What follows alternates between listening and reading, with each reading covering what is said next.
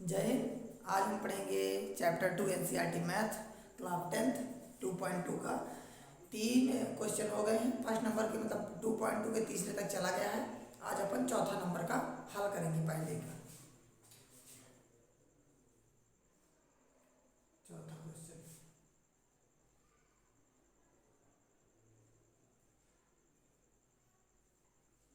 ये है। चौथा क्वेश्चन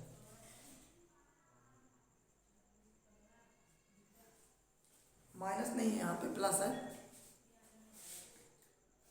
क्या करना है क्वेश्चन में?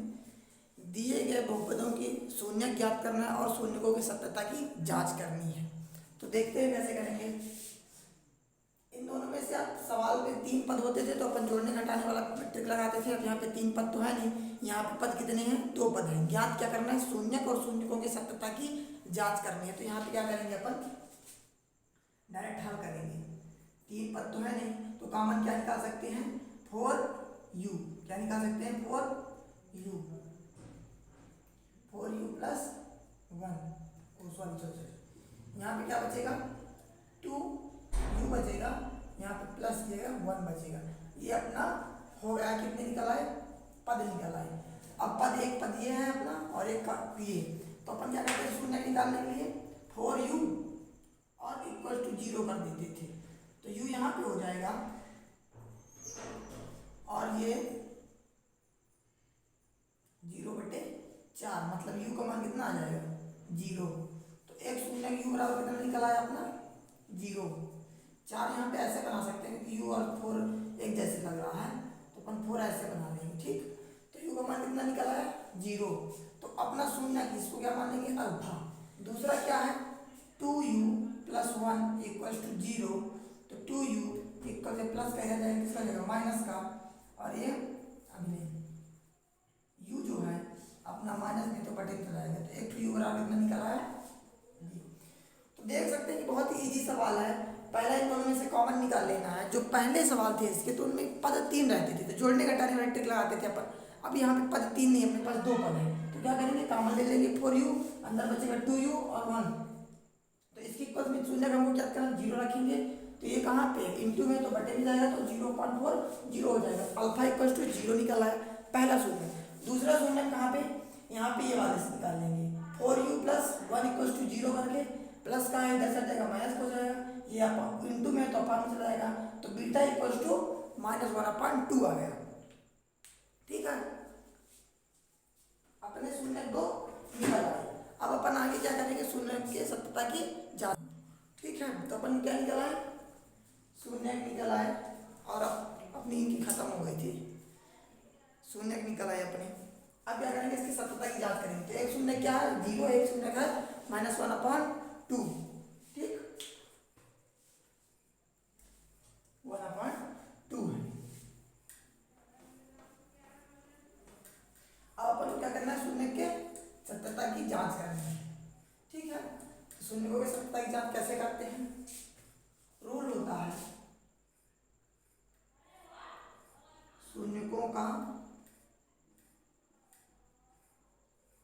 योगफल equals to alpha plus beta equals to minus X का गुणांक अपान x² का गुणांक। ठीक, ये सूत्र होता है। तो अल्फा अपना क्या था? 0 था। बीटा अपना क्या था? -1/2 था। जब ये अपन निकाले थे आंसर तो अल्फा प्लस बीटा आया था। मान अपने अगर तो अल्फा का मान 0 था, बीटा का मान 1/2 था। अब यहाँ पे देखते हैं x का गुणांक क्या है। x यानी कि क्या है? तो x यहाँ पे नहीं है, यहाँ पे क्या है? x की जगह पे u है और यहाँ पे भी u है। तो x क्या होता है? x का तात्पर्य है अचर पद से, ना कि कोई पर्टिकुलर नंबर से है मतलब। तो यहाँ पे x की जगह क्या है? u है। तो u² का मान क्या है? क्या है? यहाँ पे x नहीं लिखेंगे, u² का गुणांक। यहाँ पे भी x का गुणांक नहीं लिखेंगे, u का लिखेंगे। ठीक, वो तो सूत्र में लिखा था x का तात्पर्य चर पद से है। ठीक है, तो यहाँ पे क्या है? u का गुणांक 4, तो -4 आ जाएगा अपान u का गुणांक क्या है? u² का 8। ठीक, तो देखते हैं अपन, ये वही रहेगा 1/2 माइनस का 4 1 जा 4, 4 2 जा 8, तो -1/2। मतलब शून्यकों का योगफल अपना सही है। ठीक, ये क्या निकल आया अपना शून्यकों का योगफल। ये दोनों क्या है बराबर है, मतलब अपना सही है सवाल। यदि ये दोनों इक्वल नहीं होते तो सवाल सही नहीं होता। अब अपन आगे बढ़ते हैं। अभी क्या निकला शून्यकों का योगफल। अभी क्या निकलेगा शून्यकों का गुणनफल निकालेंगे अपन। ठीक है,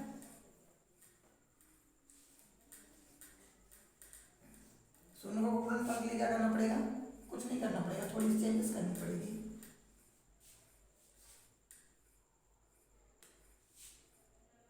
शून्यकों का क्या करेंगे गुणनफल निकालेंगे। तो अल्फा इंटू, यहाँ पे बिंदी रख दो अच्छा नहीं लगता, इंटू क्या लिखेंगे अचर पद।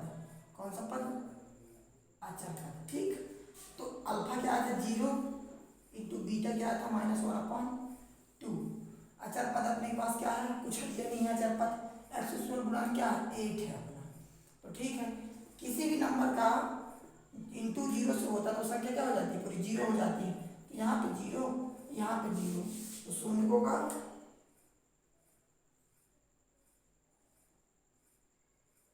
गुणनफल क्या हुआ है 0 0। तो यहाँ पे दोनों क्या आए इक्वल्स।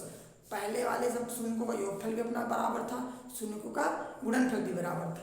दोनों सवाल हमारे क्या थे, योगफल और गुणनफल दोनों बराबर थे, मतलब अपना सवाल सही है। ऐसे शून्य ज्ञात करते हैं तो शून्य का आया क्या था अपना, अल्फा का मान आया था 0, बीटा का मान आया था -1/2। तो ये क्या हो गए शून्यकों के मान हो गए। अब शून्यकों के सत्यता की जांच करनी है। तो शून्यकों की सत्यता की जांच करने में यदि राइट हैंड साइड और लेफ्ट हैंड साइड इक्वल्स आते हैं मतलब अपना सवाल सही है। तो शून्यक भी निकाले यहाँ पर और शून्यकों की सत्यता की जांच भी की है, मतलब अपना चौथे नंबर का सवाल हल हो गया। अब अपन चलेंगे 5वें नंबर के सवाल में। तो देखते हैं 5वां नंबर का सवाल क्या है।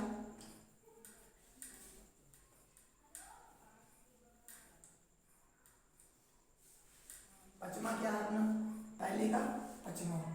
इंक खत्म हो रही है बार बार।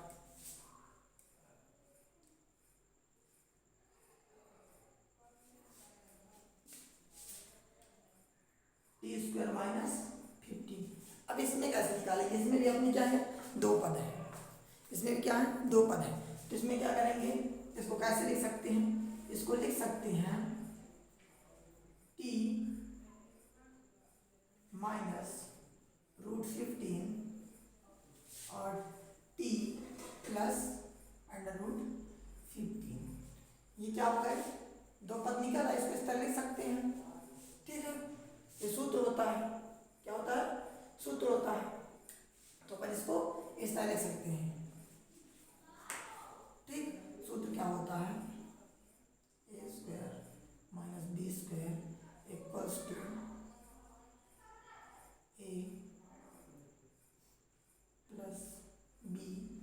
a - b।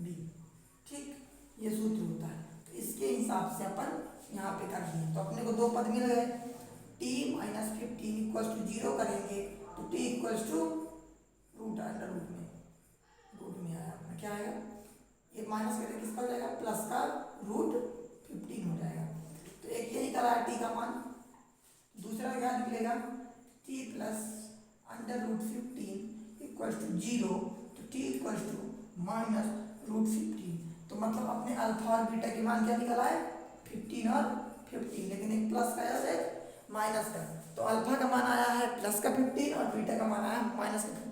ये सूत्र की मदद से इस सवाल को ऐसे सॉल्व किए हैं, क्योंकि इसमें 3 पद नहीं है, 2 पद ही है। पद वाला वीडियो में डाल चुका हूँ कि 1 पद 2 पद 3 पद बहुपद कितने पद के होते हैं उसी हिसाब से।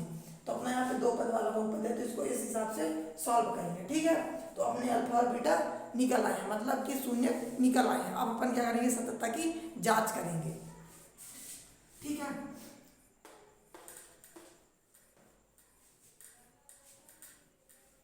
सत्यता की जांच क्या करते हैं, शून्यों का योगफल का क्या होता है अल्फा प्लस बीटा। मैं बहुत सारे वीडियो डाल चुका हूं तो मैं डिटेल में नहीं बता रहा हूँ, शॉर्टकट में बताऊंगा। अल्फा प्लस बीटा का मान होता है क्या होगा -x का गुणांक। तो यहाँ पे x है नहीं, क्या लिखेंगे t का गुणांक, t का गुणांक। ठीक है, और बटे में क्या करेंगे x² का, तो x² तो है नहीं तो t² का गुणांक लिखेंगे। किसका लिखेंगे t² का गुणांक। तो क्या आएगा अल्फा का मान क्या रखा प्लस का √15 माइनस का अंडर रूट 15। ठीक है, तो क्या होगा ये 0 हो जाएगा। और टी का गुणांक क्या है, टी है ये नहीं है, तो टी का मान क्या है 0 है, कुछ ये नहीं है। अचर पद के साथ मतलब टी खाली कोई है ये नहीं है, तो 0 हो जाएगा। और एक्स स्क्वायर गुणांक 1, तो यहाँ पे क्या आ जाएगा 0 आ जाएगा अपना। ठीक है, तो शून्यकों का जोड़ शून्यकों का योगफल निकाला है।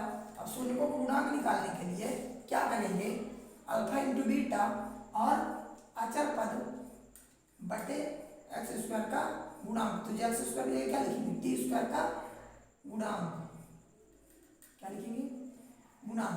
तो क्या निकल के आएगा, अचर पद क्या है अपना माइनस का 15 और टी स्क्वायर का 1, तो अल्फा इंटू बीटा, तो अल्फा का मान क्या है under root 15 into minus under root 15। तो ये माइनस का ये प्लस का और ये माइनस का।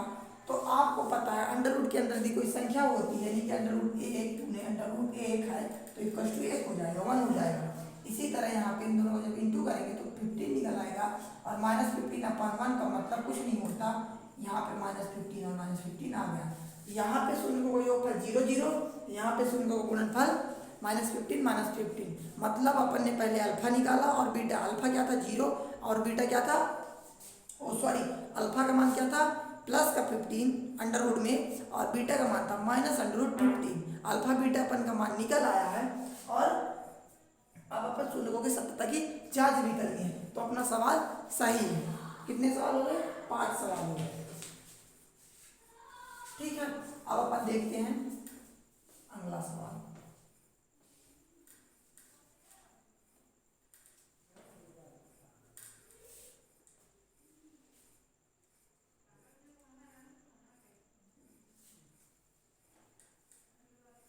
छठवां सवाल क्या कहता है, 3x square minus x, 3x square minus x और माइनस 4 है ना, 3x square minus x minus 4। अब इसको हल करेंगे अपन, क्या करेंगे सॉल्व करेंगे। तो सॉल्व कैसे करेंगे, ऐसा नंबर ढूंढिए कि जोड़ने घटाने में क्या आ जाए माइनस का एक्स आ जाए, और गुणा करने में लिख लेते रखने 12x स्क्वायर माइनस एक्स, इतना है 12। तो क्या है 4 और 3, तो 3x square minus 4x plus 3x minus 4। अब यदि हम 4 में 3 को माइनस करते हैं तो क्या आएगा माइनस x आएगा, इन दोनों को इंटू करते हैं तो माइनस 12x स्क्वायर आएगा। अब बोलोगे आप कि आपको पता कैसे चलता है, तो मैं कोई वो नहीं हूँ कि मेरे को पता चल जाता है। जब आप 2 बार 3 बार प्रैक्टिस करोगे तो आपके दिमाग में वो नंबर आने लगते हैं कि हाँ हाँ शायद ऐसा हो सकता है, और जब 2-3 बार प्रैक्टिस कर लोगे तो आपको कंफर्म हो जाएगा और आप चेक कर लोगे। तो ये नंबर निकल आए कि इंटू करने पर 12, और ये अपन को रफ कार में लिखना है। किसमें लिखना है, रफ में। इसको अपन को फेयर में नहीं करना है, ये चीज़ रफ में करना है या दिमाग में करना है। अभी मैं रफ में इसलिए बता रहा हूँ कि स्टार्टिंग में जब आप प्रैक्टिस करोगे तो आपको ये दिमाग में समझ में आ जाएगा। ठीक है, तो ये 2 संख्याएं मिल गई अपनी। अब इन दोनों में से कॉमन क्या निकल रहा है, x कॉमन निकल रहा है, तो यहाँ पे क्या बचा 3x, और यहाँ पे क्या बचा x निकल गया तो 4, यहाँ पे क्या बचा 3x, यहाँ पे क्या बचा 4। तो जो यहाँ पे होता है सेम वो यहाँ पे रख देना, मैं आपको पहले ही बता चुका हूँ 3x माइनस 4। अब इसमें किसका इंटू करें, तो प्लस का 1 का इंटू करेंगे तो ये हो जाएगा। ये वीडियो और ये सवाल एक बार में कभी भी समझ में नहीं आते, इन वीडियो को बार बार रिपीट करके देखो, 2 बार 3 बार 4 बार प्रैक्टिस करने में ही समझ में आते हैं। यदि आपको ऐसा लगता है कि एक बार में वीडियो समझ में आता है तो एक बार में कभी भी समझ में नहीं आने वाला है आपको। यहाँ पे क्या किया हुआ है, जब 3 बार देखोगे या 2 बार आप खुद प्रैक्टिस करोगे तभी समझ में आने वाला है। तो यहाँ पे मैं यहाँ पे जो रखना है आँख मूंद के, आपको दिमाग लगाने की जरूरत नहीं कि यहाँ पे कैसे आएगा, वो आएगा ही आएगा। यदि आपका सवाल सही है तो यहाँ पे जो आया है वो यहाँ पे भी सेम आएगा। अब इसमें किस चीज़ का इंटू करें, तो किसी चीज़ को एज इट इज रखने के लिए 1 का गुणा करता हो तो संख्या गुणा भी हो जाएगा और कुछ चेंज भी नहीं होता उस संख्या में। तो हम 1 का इंटू कर देते हैं तो संख्या एज इट इज बनी रहती है। तो यहाँ पे इसलिए मैं 1 का संख्या इंटू किया क्योंकि यहाँ पे सेम संख्या बनी रहे। अब इन दोनों में कॉमन ले लेना है, तो 3x माइनस 4 और यहाँ पे क्या बचेगा x प्लस 1। कहाँ पे बचा, ये दोनों बचे, इन दोनों में कॉमन आ गया। अब शून्य ज्ञात करने के लिए मैं आपको क्या बताया था कि जीरो रखते हैं बराबर में, तो 3x minus 4 equal to zero. तो यहाँ पे 3x ये माइनस का जैसा किसका हो जाएगा प्लस का, x यहाँ पे 4/3। तो एक तो मान निकला x का, दूसरा मान देखिए x plus 1 equal to zero, x equal to -1। ये किसका मान निकला है, एक तो अल्फा का और एक तो बीटा का। ठीक है, अल्फा बीटा का मान निकल आया। अब इसके शून्य को सत्यता की जांच करते हैं अपन लोग। जांच कैसे करेंगे, alpha plus beta upon minus X का गुणांक और एक्स स्क्वायर का गुणांक।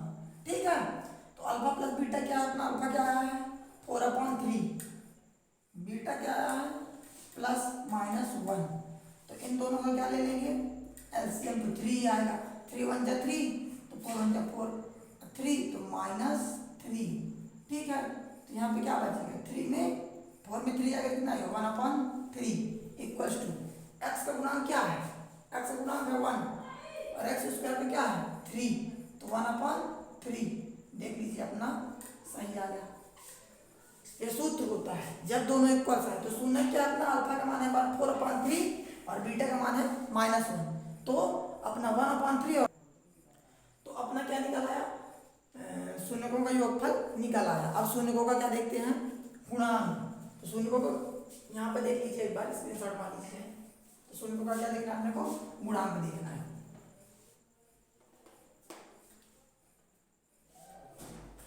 ये क्या होगा अचर पद, क्या है अचर पद।